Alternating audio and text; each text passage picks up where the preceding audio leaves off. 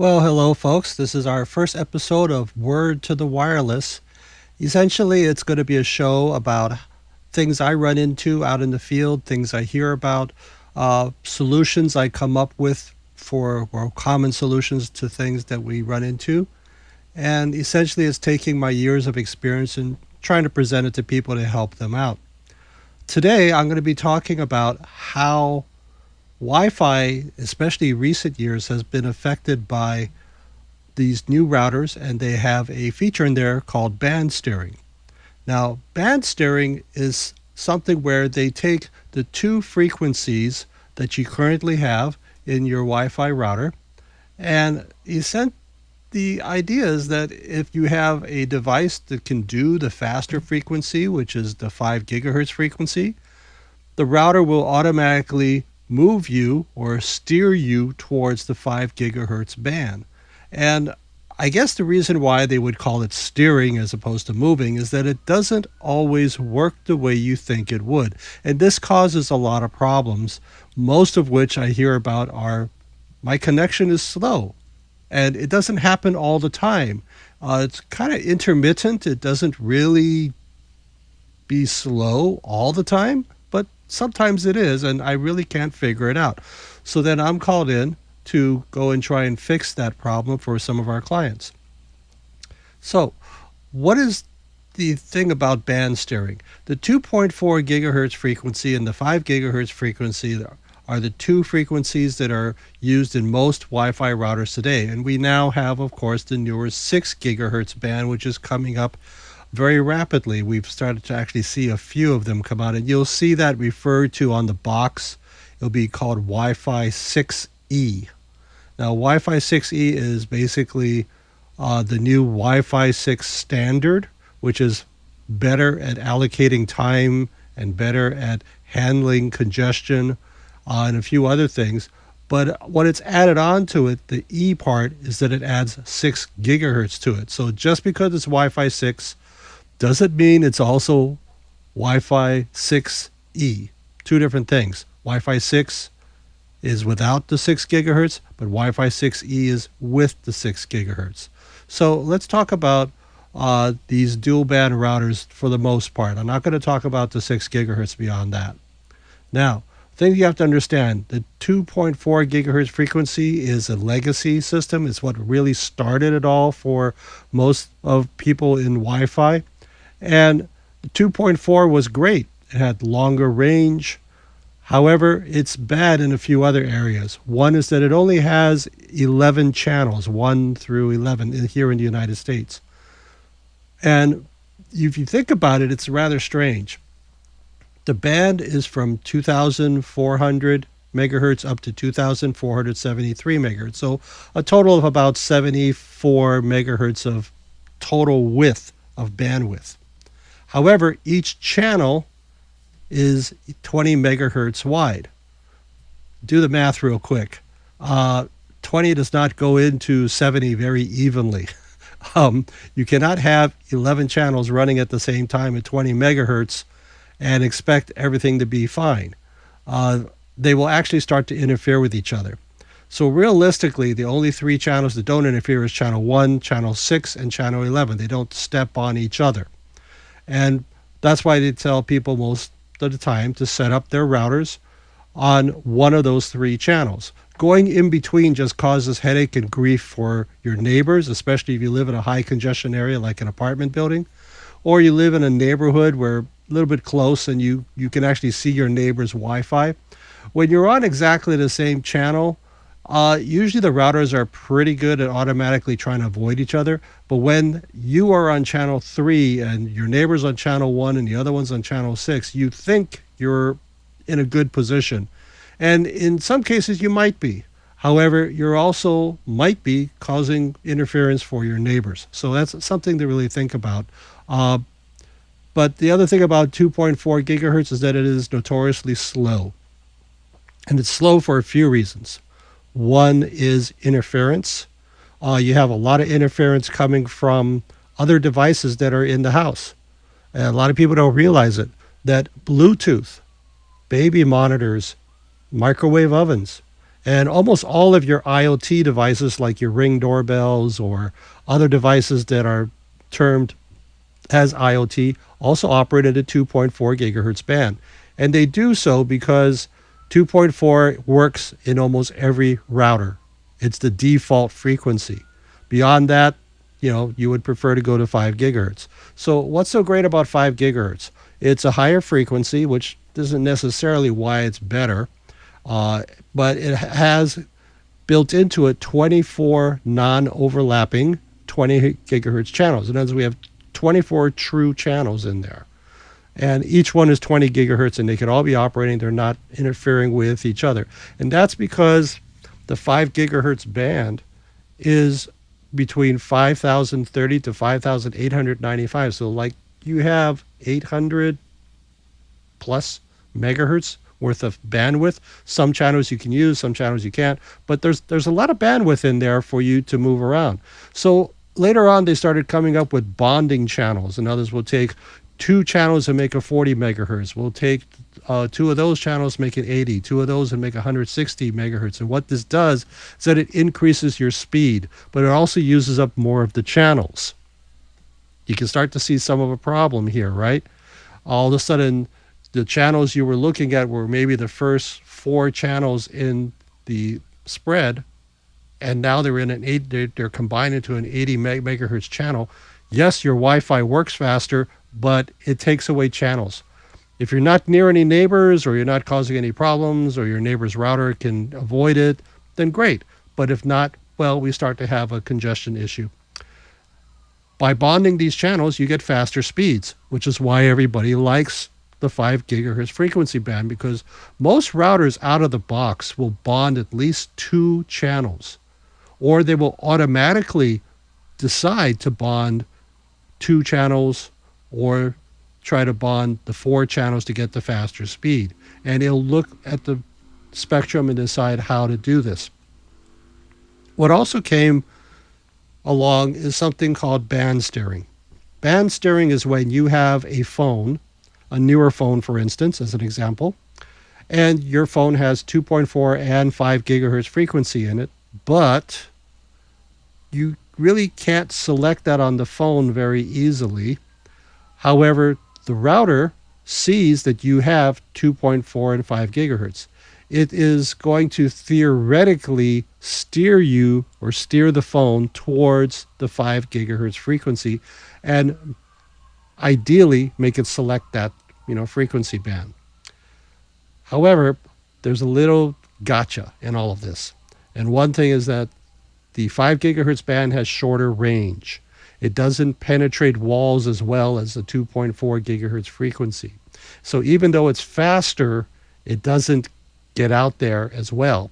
So here comes the problem with band steering. Let's say you're standing next to the router, you set it up, you put it in, you set up everything for it, and you're going, wow, these are some really good speeds. However, you walk to the other side of the house later on that day, and maybe in bedroom number 1 down the hallway, you're still on 5 gigahertz. Go, yeah, it's pretty fast. I mean, I've lost a little bit of speed, but it's still pretty fast. And then you walk down later on that day, and you go into one of the kids' room and go, oh my God, this thing is slow. I mean, it's real slow. I started off with, say, 200 megahertz, 200 megabits of bandwidth speed while I was in the dining room. But when I got down to the kids' room, all of a sudden it's like 5.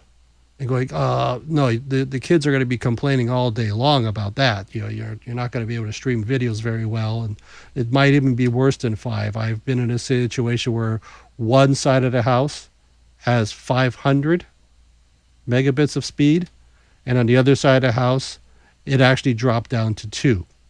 So how do we avoid this? Well, you have to understand how band steering is set up in your router. In your router, you set up a SSID, or a network name. Sometimes it's already built in, and it has only one network name. Maybe it's the brand name of the router. Let's just say, for example, it might be Netgear, or it could be D-Link, or whatever it is. Or you give it your own name. It's called home router, whatever you want to call it. Okay, you've accomplished setting that up. But you notice that it doesn't say that there's more than one channel or more than one frequency. It just says home router, okay, or it just says Netgear. You pull up your phone and you click on it and it connects. The router is making partially helping the phone decide which frequency to connect to, 2.4 or 5. And the issue becomes when you are sort of in a borderline area, the phone can see both 2.4 and 5, but through the band steering and through the process in the phone, this whole system has decided to join the 2.4 gigahertz frequency band, and that is because the 2.4 band might actually be stronger. The 5 gigahertz band, while it may actually be faster even in its weaker condition that far away, in say in the kids' room, it's not strong enough to tip the scales and make the phone go from 2.4 to 5 gigahertz. So it decides to go to 2.4. And now you're stuck with the slower speeds of the 2.4 gigahertz band. So how do you solve this? You can't really force the phone to go to 5 gigahertz anytime you want or make sure it does. But there is a little trick. And that trick is to go into your router. And in your router, you're going to play around with this band steering because it's trying to decide to go to 2.4 or 5, and it's trying to tell your phone or lock onto your phone on whatever frequency the router feels is the best frequency. And the phone is trying to decide how to do this. And for the most part, it doesn't really work when you're in that border area or you're a little bit further away. So, easy solution. Go into the programming of your router. Most routers, you can access it through a web browser, whether it be Google Chrome or Microsoft or Safari, from a Macintosh. And for most routers, it'll be on the bottom of the router. And you're going to be looking for an IP address. And that address is typically something like 192 dot or period 168.0.1, or maybe it's instead of 192.168.1.1. You'll look at us. They're like even certain brand routers do something different, like Microtex. They will use 192.168.88.1. Okay, but whatever it is, you log into that. And once you go into what is called the GUI, or the graphical user interface, where you can actually see what's going on, you can actually look for the area where you can change your router name, or your what they call an SSID, or network name. And you will notice that there are two places, one for the 2.4 gigahertz and one for the 5 gigahertz. Right now, they are probably showing both exactly the same name. And with these routers, when they see that both fields are exactly the same, they will transmit only one name. As I said, you call it home router or whatever you want to call it. And it will go and let band steering decide how to operate. But if you change those names, let's say you call one home network 2.4, and then the other one you call home network 5. Now, some people call it 5G, and this is not to be confused with 5G for mobile phones, but I do get it a lot. They say that, oh, well, my internet at home is 5G. It's the fastest thing out there. Says, well, you're not thinking exactly the right thing, but that's fine if you want to think about that way. Now, the other thing to realize about this is that 5 gigahertz, while it can be faster, it doesn't go as far. So you have to kind of play around with this once you do this renaming thing. And how the renaming works is, let's say we call it home 2.4G. And the next one on the 5 gigahertz band, you call it home 5G or 5GHZ, just so that we don't get all confused about this 5G thing. Some people call it IoT. Some people call it IoT for the 2.4 gigahertz and NOT for the non 2.4 gigahertz or the 5 gigahertz band. Some people call one home fast, the other one is home slow. Home slow being the 2.4 gigahertz. And then when that happens, you program it, you lock it in, and when you go to uh, assign things in your phone, you turn on your phone, and now you're going to see that network that you named. In this case, let's say you call it the 2.4 gigahertz, you called it slow home or home slow, whichever way, but whatever you named the 2.4 gigahertz. But you'll also see on that list of all your Wi-Fi networks that are available, you will see a network that says home fast or whatever you named the 5 gigahertz band. So what you do on your smartphone is that you go and you log in or connect to the 5 gigahertz band, whatever it is that you named it. Put in your password, and you can have the same password for either one. And now your phone will connect to the 5 gigahertz band. And by doing this, you've actually circumvented the process of band steering. So by doing this, you will be able to lock in to your 5 gigahertz band, even when it's in its weaker state across the house, say in your kid's room where maybe it seemed to be weak, but it decided to go to 2.4 gigahertz band before when it was on the band steering. Now that it's on the 5 gigahertz band, you will see faster speeds, and it will hold on to it for as long as it can before the signal gets so weak it just falls apart and it disconnects. At that point, all this band steering thing is not going to help you. And that's what band steering was supposed to do.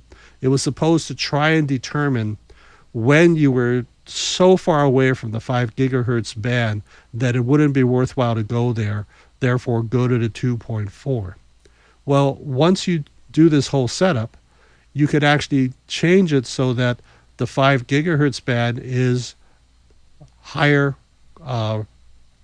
setting, or what is preferred on your phone compared to the 2.4 gigahertz band. You can log into either one, but the idea is to set the 5 gigahertz band as a higher priority in your phone. Therefore, when it sees it, it will automatically connect to the 5 gigahertz and not the 2.4. But quite frankly, when you do get out of range of the 5 gigahertz and it just can't do it anymore, it will switch over to the 2.4 if it can see it. It depends on how far away we're talking about. Obviously, there's a point where you get so far away that neither one is going to work. So hopefully this helps you out and gives you an idea of how you can better work with your Wi-Fi routers in your home and be able to solve your Wi-Fi issues. There are many other issues. One of the bigger second ones that I talk about a lot is interference. Interference is when you have multiple, like I talked about earlier in the talk, you have multiple Wi-Fi devices or devices on the 2.4 gigahertz frequency, for example, and they're all talking at the same time. And when that happens, well, I'm sorry, your phone has to fight for that channel as well as everything else in the house or everything else in the area. It's also pretty common, I see, when we go to set up trade shows or we go to set up events, where sometimes people will set up the 2.4 gigahertz frequency and they'll set it up as a guest network or something. And then they have another network that they have for staff or for their higher speed items. And maybe that's not open to the guests. So what happens is that all the guests will end up on 2.4 in this case, and they're all fighting each other, and the channels just get totally trashed between everything else that's going on. And especially when you have a trade show or something like that where a lot of people are coming onto the area where you're trying to cover with this Wi-Fi, and there's suddenly so many people, they're actually causing interference for each other. And it just makes the whole system not work very well. But anyway, when it comes to larger systems, there's other issues that we can work with and that I'll talk about later on. So that'll be that for this issue of Word to the Wireless. And if you should have any questions, just drop me a line and I'll see what I can do for you. Thank you.